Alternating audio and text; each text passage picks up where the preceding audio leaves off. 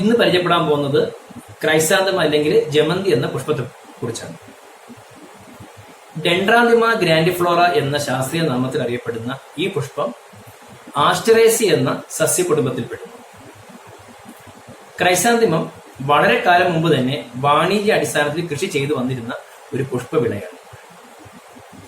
കിഴക്കിന്റെ റാണി, ശരത്കാല റാണി എന്നീ ഓമന പേരുകൾ അറിയപ്പെടുന്ന ഈ പുഷ്പം ആഗോള വിപണിയിൽ കട്ട് ഫ്ലവറായും ചട്ടിയിൽ വളർത്തുന്ന പോട്ടഡ് പ്ലാന്റ് എന്ന നിലയിലും വാണിജ്യ പ്രാധാന്യം അർഹിക്കുന്നു.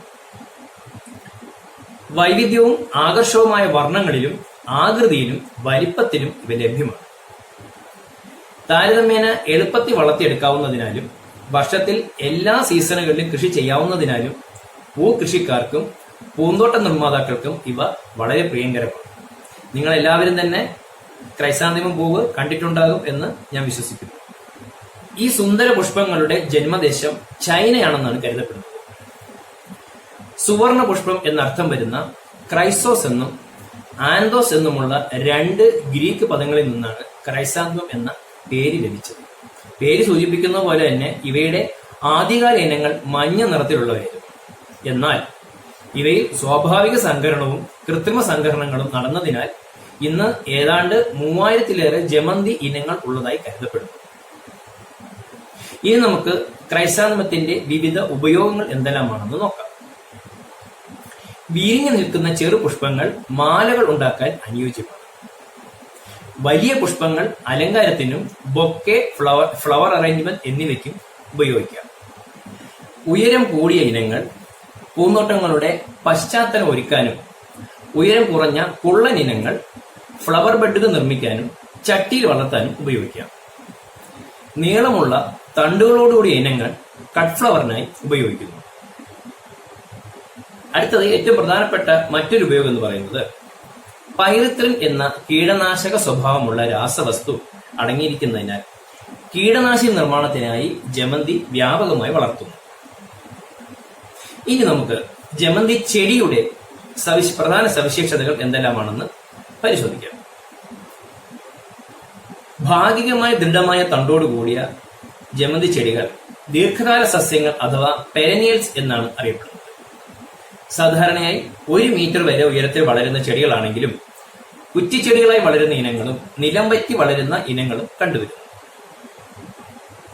ഇവയുടെ ഇലകൾ കട്ടിയുള്ളതും ഓൾട്ടർനേറ്റ് അഥവാ ഏകാന്തരവുമാണ്. നമുക്കിനി ജമന്തി പുഷ്പങ്ങളുടെ പ്രത്യേകത എന്തെല്ലാമാണെന്ന് പരിശോധിക്കാം. കുറെ ഫ്ലവർ ബെഡുകൾ ചേർന്ന ഒരു ഇൻഫ്ലോറസെൻസ് അഥവാ പൂങ്കുലകളായാണ് പുഷ്പങ്ങൾ ഉണ്ടാകുന്നത്. ഓരോ ഫ്ലവർ ഹെഡിലും 2 തരം ഫ്ലോററ്റുകൾ ഉണ്ടാകും. പുഷ്പത്തിന്റെ മധ്യഭാഗത്തുള്ള ചെറിയ ഫ്ലോററ്റുകളെ ഡിസ്ക് ഫ്ലോററ്റ് എന്നും ചുറ്റിലുമായി കാണുന്ന നീളമുള്ള ഫ്ലോററ്റുകളെ റേ ഫ്ലോററ്റുകൾ എന്നും വിളിക്കുന്നു. വലിയ തോതിൽ സംഭരണം നടന്നതിനാൽ വൈവിധ്യങ്ങളായ ഇനങ്ങൾ ജമന്തിയിൽ ലഭ്യമാണ്. ഇനി ക്രൈസാന്തമത്തിന്റെ പ്രധാന ഇനങ്ങൾ അഥവാ കൾട്ടിവാർസ് ഏതെല്ലാമാണെന്ന് നമുക്ക് നോക്കാം. ക്രൈസാന്തമ ഇനങ്ങളെ പല മാനദണ്ഡങ്ങൾ അനുസരിച്ച് ഒട്ടനവധി വർഗീകരണങ്ങൾ നിലവിലുണ്ട്. അവയിൽ പ്രധാനപ്പെട്ടവ മാത്രമാണ് നമ്മൾ ഇവിടെ പഠിക്കാൻ പോകുന്നത്. ഇൻകർവ്ഡ് ഒന്നാമത്തതിന്റെ പേരാണ്. ഇവയ്ക്ക് ഒരു പന്തിന്റെ രൂപമാണ്. ഉദാഹരണം സ്നോബോൾ, ചന്ദ്രാമ. റിഫ്ലക്സ്ഡ് തെല്ല് വളഞ്ഞു തൂങ്ങിയ കുഞ്ഞു പൂക്കളുള്ളത് റിഫ്ലക്സ്ഡ്. ഉദാഹരണം star of India, Kasturba Gandhi. ഇതളുകൾ നിശ്ചിത രൂപമില്ലാതെ വളഞ്ഞതാണ് ഇൻകർവി. ഉദാഹരണം classic beauty, doctor S Mukherjee. കുഴല് പോലെയുള്ള മധ്യഭാഗവും ഒറ്റ ഇതളുകൾ ഉള്ളവയുമാണ് അനിമോൺസ് എന്ന ഇനങ്ങൾ. ഉദാഹരണം ക്ലൗഡ് ബാങ്ക്, റെഡ് അഡ്മിറൽ. തീരെ ചെറു പുഷ്പങ്ങളായിട്ടുള്ളവയാണ് പോം പോൾ. ഉദാഹരണം അപ്സര, ബീർബൽ, സാഹിനി. 5 ഇതളുകൾ ഉള്ളത് സിംഗിൾസ്. ഉദാഹരണം ജോൺ ഹെലൻ, സൂര്യ. നീണ്ട റേ ഫ്ലോററ്റുകളുടെ അഗ്രഭാഗത്ത് കൊളുത്തുപോലെയുള്ളവയാണ് സ്പൈഡർ എന്നറിയപ്പെടുന്നത്. ഉദാഹരണം ഗീതാഞ്ജലി, മിസ് യൂണിവേഴ്സ്. ഇതളുകളുടെ അഗ്രഭാഗം സ്പൂണിന്റെ ആകൃതിയിലുള്ളത് സ്പൂൺ. ഉദാഹരണം പിങ്ക് കാസ്കറ്റ്, പുഷ്പഹൻസ്. വ്യക്തമായ മധ്യഭാഗവും സ്ട്രാപ്പ് പോലെയുള്ള റേ ഫ്ലോററ്റുകളും ചെറിയ ഒറ്റയോ ഇരട്ടയോ ആയ പൂക്കൾ ഉള്ളവയുമാണ് കൊറിയൻസ് എന്ന ഇനങ്ങൾ. അടുത്തത് തൂവല് പോലെ ഇതളുള്ള ഇനങ്ങളുടെ റയോണാൻഡിസ് എന്ന് അറിയപ്പെടും. ഇനി ഇവയുടെ വളർച്ചാ രീതി അനുസരിച്ച് മറ്റൊരു വർഗീകരണം കൂടി നിലവിലുണ്ട്. ആദ്യത്തേത് സ്റ്റാൻഡേർഡ്സ്. ഒരു ചെടിയിൽ നിന്ന് ഒരു വലിയ പുഷ്പം മാത്രം വളർത്തിയെടുക്കാൻ ഉതകുന്ന ഇനങ്ങളാണ് സ്റ്റാൻഡേർഡ്സ്. ഇവയുടെ പാർശ്വമുകുളങ്ങൾ നുള്ളിക്കളഞ്ഞ് ഒരു വലിയ പുഷ്പം മാത്രം നമുക്ക് വളർത്തിയെടുക്കാം. വെള്ളപ്പൂക്കളുള്ള വൈറ്റ് ജൈന്റ്, മഞ്ഞപ്പൂക്കളുള്ള സൂപ്പർ ജൈന്റ്, പിങ്ക് പൂക്കളുള്ള പിങ്ക് ഷാമ്പെയിൻ, ചുവന്ന പൂക്കളുള്ള റെഡ് ആനി, ബ്രോൺസ് പുഷ്പങ്ങളുള്ള ബ്രോൺസ് പ്രിൻസസ് ആനി, പർപ്പിൾ നിറമുള്ള പർപ്പിൾ ആനി എന്നിവ സ്റ്റാൻഡേർഡ് ക്രൈസാന്തിമം ഇനങ്ങളാണ്. അടുത്തത് സ്പ്രേ. അഗ്രമൂളം നുള്ളിക്കളഞ്ഞ് പാർശ്വമൂലങ്ങളെ പ്രോത്സാഹിപ്പിച്ച് ധാരാളം ചെറുപുഷ്പങ്ങൾ ഉണ്ടാക്കിയെടുക്കുന്നവയാണ് സ്പ്രേ ഇനങ്ങൾ. വെളുത്ത പുഷ്പങ്ങളോടുകൂടിയ സൂപ്പർ വൈറ്റ്, മഞ്ഞ പൂക്കളോട് കൂടിയ സൺബീം, പിങ്ക് പുഷ്പങ്ങളോട് കൂടിയ മാർബിൾ, നീല പുഷ്പങ്ങളോട് കൂടിയ ബ്ലൂ മാർബിൾ, ചുവന്ന പുഷ്പങ്ങളോട് കൂടിയ റെഡ് ഗാലക്സി എന്നിവ റെഡ് ടൈപ്പ് ജമന്തി പൂക്കൾക്ക് ഉദാഹരണങ്ങളാണ്. അടുത്തത് പോട്ട് മംസ്. 6 മുതൽ 9 ഇഞ്ച് ഉയരത്തിൽ വളരുന്ന ഇവ ചെറു പുഷ്പങ്ങൾ ഉള്ളവയും ചട്ടികളിലും പൂന്തോട്ടങ്ങളിലും അലങ്കാരത്തിനായി ഉപയോഗിക്കാവുന്നവയുമാണ്. വെളുത്ത പൂക്കളോട് കൂടിയ മൗണ്ടൻ സിനോ, മഞ്ഞ പൂക്കളോട് കൂടിയ സ്റ്റാർ ഗോൾഡ്, പിങ്ക് പുഷ്പങ്ങളോട് കൂടിയ ഓൾവേസ് പിങ്ക്, ബ്രോൺസ് പുഷ്പങ്ങളോട് കൂടിയ കോപ്പർ ഹോസ്റ്റസ്, പർപ്പിൾ നിറത്തിലുള്ള റോയൽ പർപ്പിൾ എന്നിവ പോട്ട് മംസിന് ഉദാഹരണങ്ങളാണ്. ഇനി ബാംഗ്ലൂരിലുള്ള Indian Institute of Horticulture Research Station പുറത്തിറക്കിയ ഏതാനും ക്രൈസാന്തമം ഇനങ്ങളാണ് കീർത്തി, പങ്കജ്, രാഖി, രവി കിരൺ, റെഡ് ഗോൾഡ് മുതലായവ. ഇനി ജമന്തിയുടെ കാലാവസ്ഥയും വളർച്ചാ കാലവും നമുക്ക് നോക്കാം. ഉഷ്ണമേഖല, മിതോഷ്ണമേഖല പ്രദേശങ്ങളിൽ വളരുന്ന ചെടികളാണ് ജമന്തികൾ. സൂര്യപ്രകാശവും ഊഷ്മാവുമാണ് ജമന്തിയുടെ പുഷ്പിക്കലിനെ ബാധിക്കുന്ന 2 പ്രധാന കാലാവസ്ഥാ ഘടകങ്ങൾ.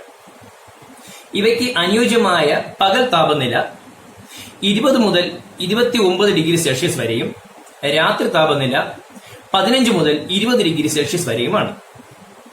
നല്ല സൂര്യപ്രകാശം ഇഷ്ടപ്പെടുന്നവയും എന്നാൽ തണൽ തീരെ ഇഷ്ടപ്പെടാത്തവയുമാണ് ജമന്തി ചെടികൾ. ഇതൊരു ഷോർട്ട് ഡേ പ്ലാന്റ് ആണ്. അതായത് ഇവയ്ക്ക് പുഷ്പിക്കുന്നതിനും നല്ല വളർച്ച ഉണ്ടാകുന്നതിനും ഹ്രസ്വ ദിനങ്ങളാണ് അനുയോജ്യം. ദീർഘദിനങ്ങളുള്ള സീസണിൽ ഇവ താരതമ്യേന പുഷ്പിക്കാറില്ല. ജൂൺ, ജൂലൈ, സെപ്റ്റംബർ, ഒക്ടോബർ മാസങ്ങളാണ് ജമന്തി നടാൻ ഏറ്റവും അനുയോജ്യമായ സമയം. 70 മുതൽ 90% ആപേക്ഷിക ആർദ്രത അഥവാ റിലേറ്റീവ് ഹ്യൂമിഡിറ്റി ഇവയ്ക്ക് അനുയോജ്യമാണ്. സമുദ്രനിരപ്പിൽ നിന്നും ഏതാണ്ട് 1200 മീറ്റർ വരെ ഉയരങ്ങളിൽ ഇവ വിജയകരമായി കൃഷി ചെയ്യാവുന്നതാണ്.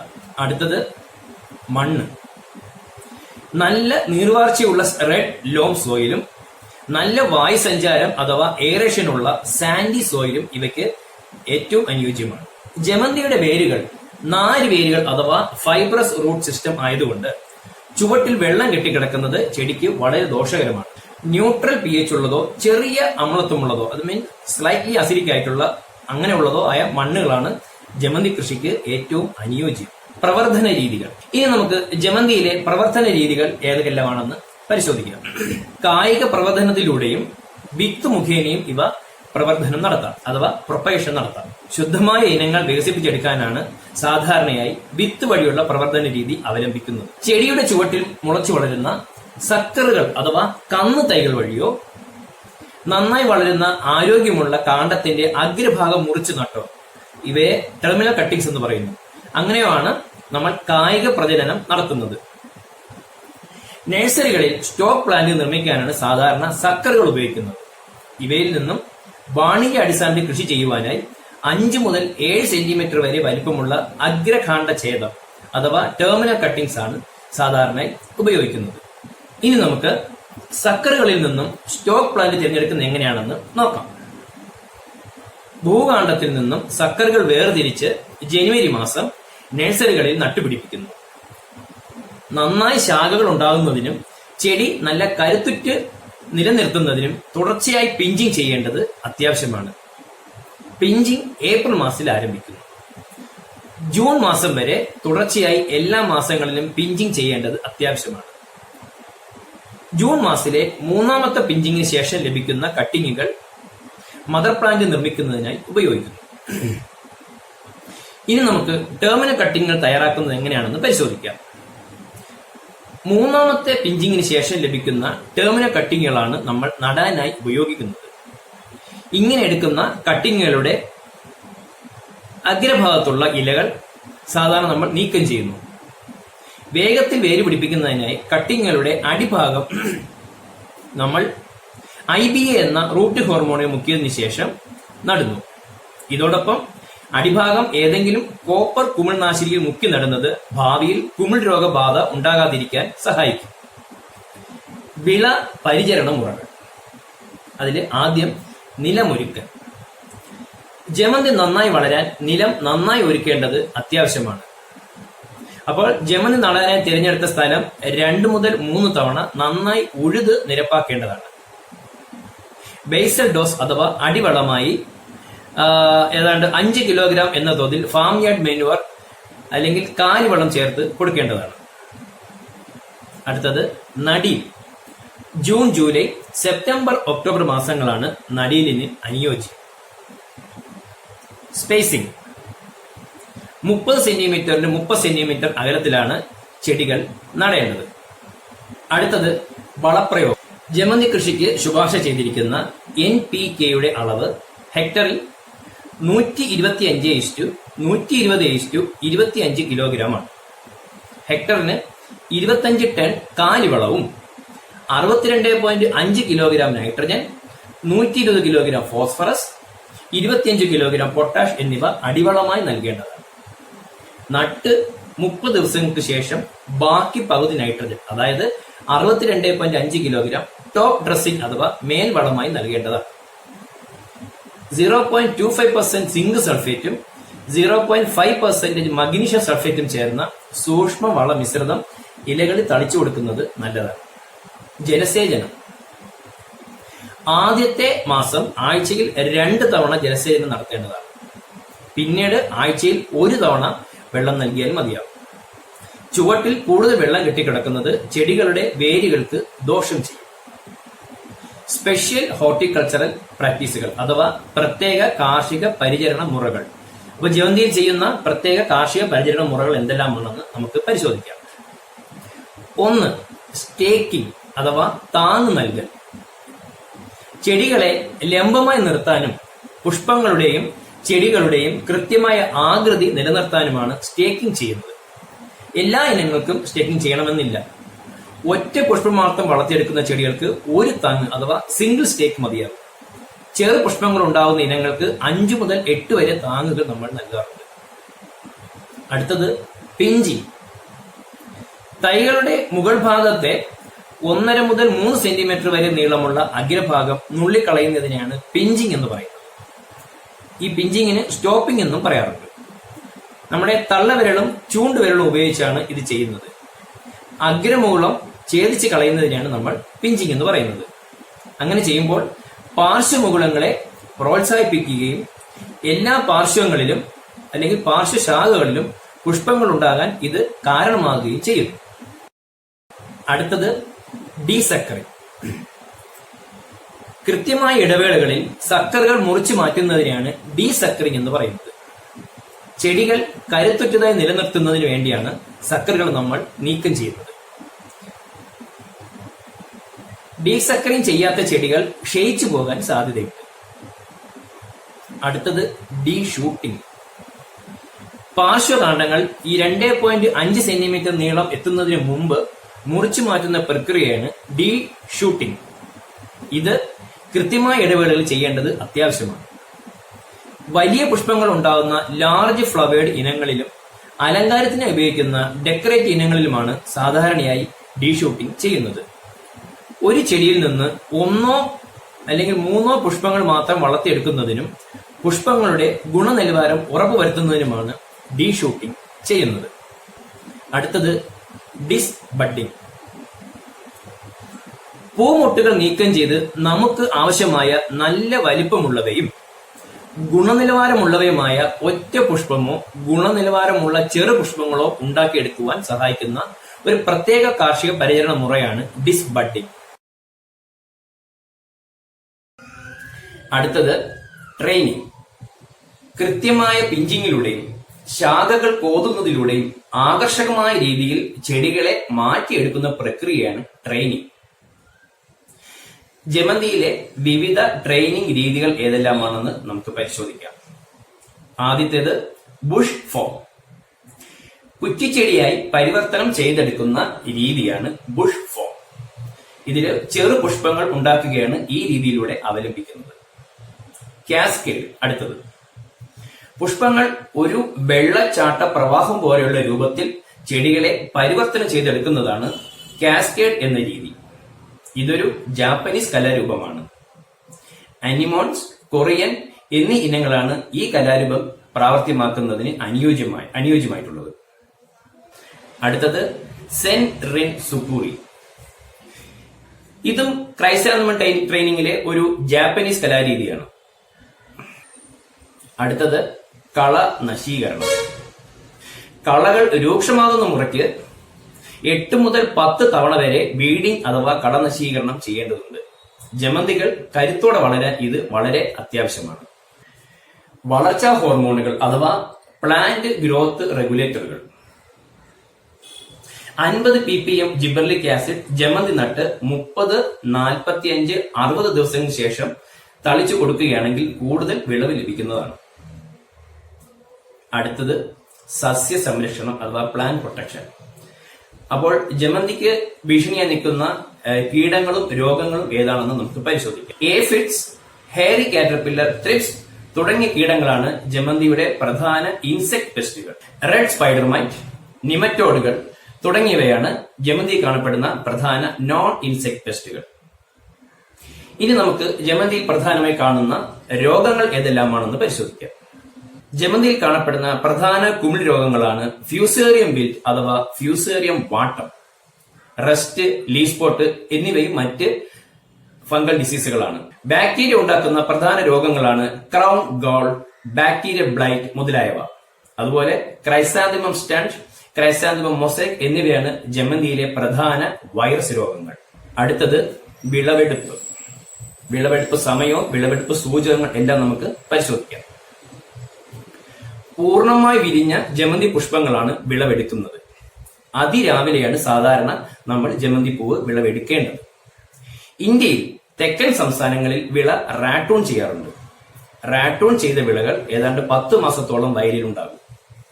6 മാസം പ്ലാന്റ് ക്രോപ്പായും 4 മാസം റാട്ടൂൺ ക്രോപ്പായും നിലനിൽക്കുന്നു. നട്ട് 3-ാം മാസം മുതൽ നമുക്ക് വിളവ് ലഭിച്ചു തുടങ്ങുന്നു.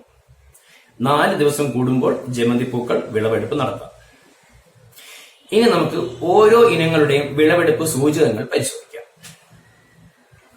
സ്റ്റാൻഡേർഡ് ക്രൈസാന്തമം ഇനങ്ങളിൽ പൂർണ്ണമായി വിരിഞ്ഞ പുഷ്പങ്ങളെയാണ് വിളവെടുപ്പിന് തയ്യാറായതായി കണക്കാക്കുന്നത്.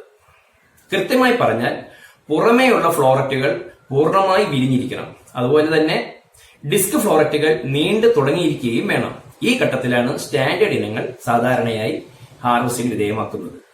സ്പ്രേ ഇനങ്ങളിൽ പൂക്കൾ മുഴുവൻ വിരിയുകയും എന്നാൽ പൂമ്പൊടി കൊഴിഞ്ഞു പോകും മുമ്പുമായിരിക്കണം ഇവ വിളവെടുക്കേണ്ടത്. പോട്ട്മംസ് ഇനങ്ങളിൽ പാതി വിരിഞ്ഞ പുഷ്പങ്ങളാണ് വിളവ്.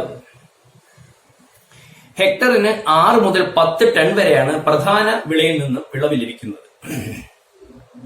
റാട്ടൂൺ വിളയിൽ നിന്നും നമുക്ക് ഏതാണ്ട് 4 മുതൽ 5 ടൺ വരെ വിളവ് ലഭിക്കാറുണ്ട്. പൂക്കളുടെ സംസ്കരണവും സംഭരണവും അടുത്തത്. വിളവെടുത്ത ഉടനെ തണ്ടുകളുടെ അടിഭാഗത്തു നിന്നും ഏതാണ്ട് 10 സെന്റിമീറ്റർ മുറിച്ചു കളഞ്ഞ് ആസിഡ് ചേർത്ത വെള്ളത്തിൽ, അതായത് ആസിഡിഫൈങ് സൊല്യൂഷനിൽ മുക്കി വെക്കേണ്ടതാണ്. അടുത്തത് ഗ്രേഡിംഗ്. തണ്ടിന്റെ നീളം, പൂക്കളുടെ രൂപം അഥവാ അപ്പിയറൻസ്, പൂക്കളുടെ നിറം, അവയുടെ പുതുമ അഥവാ ഫ്രഷ്നെസ് എന്നിവയെ അടിസ്ഥാനമാക്കിയാണ് ജമന്തി പൂക്കളെ ഗ്രേഡ് ചെയ്യുന്നത്. സ്റ്റാൻഡേർഡ് ക്രൈസാന്തിമം ഗ്രേഡ് ചെയ്യുന്നത് എങ്ങനെയാണെന്ന് നമുക്ക് നോക്കാം. ബ്ലൂ, ഗ്രീൻ, യെല്ലോ, റെഡ് എന്നിങ്ങനെയാണ് സ്റ്റാൻഡേർഡ് ക്രൈസാന്തിമത്തിന്റെ ഗ്രേഡുകൾ. 140 മില്ലിമീറ്റർ പുഷ്പവ്യാസമുള്ളതും തണ്ടിന്റെ നീളം 75 സെന്റിമീറ്റർ ഉള്ളതുമായ പുഷ്പങ്ങളാണ് ബ്ലൂ ഗ്രേഡിൽ വരുന്നത്. 120 മില്ലിമീറ്റർ പുഷ്പവ്യാസവും തണ്ടിന്റെ നീളം 76 സെന്റിമീറ്റർ ഉള്ളതുമായ പുഷ്പങ്ങൾ റെഡ് ഗ്രേഡിൽ വരുന്നു. 102 മില്ലിമീറ്റർ വ്യാസവും തണ്ടിന്റെ നീളം 61 സെന്റിമീറ്റർ ഉള്ളതുമായ പുഷ്പങ്ങൾ ഗ്രീൻ ഗ്രേഡിലും വരുന്നു. ഇനി നമുക്ക് സ്പ്രേ ക്രൈസാന്തിമം എങ്ങനെയാണ് ഗ്രേഡ് ചെയ്യുന്നതെന്ന് നോക്കാം. ഗോൾഡ്, സിൽവർ, ബ്രോൺസ് എന്നിങ്ങനെയാണ് സ്പ്രേ ക്രൈസാന്തിമം ഗ്രേഡ് ചെയ്യുന്നത്. ഒരു സ്ലീവിൽ 10 തണ്ടുകളും 6 അതിലധികമോ വിരിഞ്ഞ പുഷ്പങ്ങളും വിരിയാനിരിക്കുന്ന കുറച്ച് പുഷ്പങ്ങളും ഉള്ളവയാണ് ഗോൾഡ് ഗ്രേഡിൽ ഉൾപ്പെടുത്തിയിട്ടുള്ളത്. ഒരു സ്ലീവിൽ 15 തണ്ടുകളും 1 മുതൽ 6 പുഷ്പങ്ങളും വിരിയാനിരിക്കുന്ന കുറച്ച് പുഷ്പങ്ങളും ഉള്ളവയാണ് സിൽവർ ഗ്രേഡിൽ ഉൾപ്പെടുത്തിയിട്ടുള്ളത്. ഒരു സ്ലീവിൽ 20 തണ്ടുകളും വിരിഞ്ഞ 3 പുഷ്പങ്ങളും വിരിയാനിരിക്കുന്ന കുറച്ച് പുഷ്പങ്ങളോടും കൂടിയവയാണ് ബ്രോൺസ് ഗ്രേഡിൽ ഉൾപ്പെടുത്തിയിട്ടുള്ളത്. അടുത്തത് ബഞ്ചിങ്. പുഷ്പ സംസ്കരണത്തിന്റെ അടുത്ത ഘട്ടം ബഞ്ചിങ് ആണ്. സ്റ്റാൻഡേർഡ് ഇനങ്ങൾ 10 മുതൽ 12 എണ്ണം ഒന്നിച്ചാണ് ബഞ്ച് ചെയ്യുന്നത്.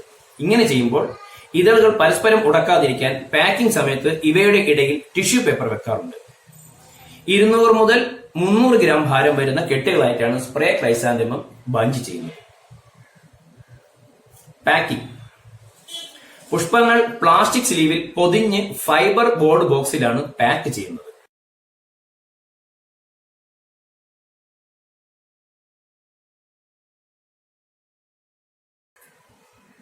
സംഭരണം. ജമന്തി പൂക്കൾ കുറഞ്ഞ താപനിലയിൽ സൂക്ഷിച്ചാൽ അവയുടെ വിളവെടുപ്പനന്തര ആയുസ് അഥവാ പോസ്റ്റ് ഹാർവസ്റ്റ് ലൈഫ് ദീർഘിപ്പിക്കാവുന്നതാണ്. 0.5 ഡിഗ്രി സെൽഷ്യസിൽ ജമന്തി പൂക്കൾ സൂക്ഷിച്ചാൽ ഇവ 3 മുതൽ 4 ആഴ്ച വരെ കേടുകൂടാതെ സൂക്ഷിക്കാം. 2 മുതൽ 3 ഡിഗ്രി സെൽഷ്യസ് താപനിലയിൽ ഇവ സൂക്ഷിച്ചാൽ 2 ആഴ്ചയോളം ഇവ കേടുകൂടാതിരിക്കും. അടുത്തത് ജമന്തി പൂക്കളുടെ വേസ്റ്റ് ലൈഫ് കൂട്ടാനുള്ള മാർഗങ്ങൾ. 1. റീഹൈഡ്രേഷൻ. ദൂര സ്ഥലത്തേക്ക് കയറ്റി അയച്ചതും എന്നാൽ കൂടുതൽ കാലം സൂക്ഷിച്ചു വെച്ചതുമായ പുഷ്പങ്ങൾക്ക് റീഹൈഡ്രേഷൻ ചെയ്യേണ്ടത് അത്യാവശ്യമാണ്. സൂക്ഷിപ്പ് കാലത്ത് സംഭവിച്ച നിർജ്ജലീകരണം മാറ്റുന്നതിന് വേണ്ടിയാണ് ഇവയെ റീഹൈഡ്രേറ്റ് ചെയ്യേണ്ടത്. ജമന്തി പൂക്കൾ റീഹൈഡ്രേറ്റ് ചെയ്യുന്നത് എങ്ങനെയാണെന്ന് നോക്കാം. ജമന്തി പൂക്കളുടെ കെട്ടുകൾ അഥവാ ബഞ്ചുകൾ ഫൈബർ ബോക്സിൽ നിന്നും പുറത്തെടുക്കുക. ആദ്യം അവയുടെ തണ്ടുകൾ അടിഭാഗത്തു നിന്നും 2.5 സെന്റിമീറ്റർ മുറിച്ചു മാറ്റുക. ഇവയുടെ തണ്ടുകൾ 75 ppm സിട്രിക് ആസിഡും 0.3% ക്വീൻ 20 അടങ്ങിയ 40 ഡിഗ്രി സെൽഷ്യസ് ചൂടുള്ള വെള്ളത്തിലേക്ക് ഇറക്കി വെക്കുക. അതിനുശേഷം പ്രകാശം കുറഞ്ഞ ഒരു തണുത്ത മുറിയിൽ ഇവയെ സൂക്ഷിക്കുക. ഏകദേശം 2 മണിക്കൂറിന് ശേഷം ഈ ലൈനിൽ മുക്കിവെച്ച പൂക്കളുടെ ടർജിഡിറ്റി തിരിച്ചു ലഭിക്കുന്നതായി കാണാം. ഇതിനുശേഷം ഇവയെ 100 ppm ഫൈസാൻ അല്ലെങ്കിൽ 5 മുതൽ 10 ppm സോഡിയം ഹൈഡ്രോക്സൈഡ് അടങ്ങിയ ലായനിയിൽ ഒരു തണുത്ത മുറിയിൽ സൂക്ഷിക്കുക.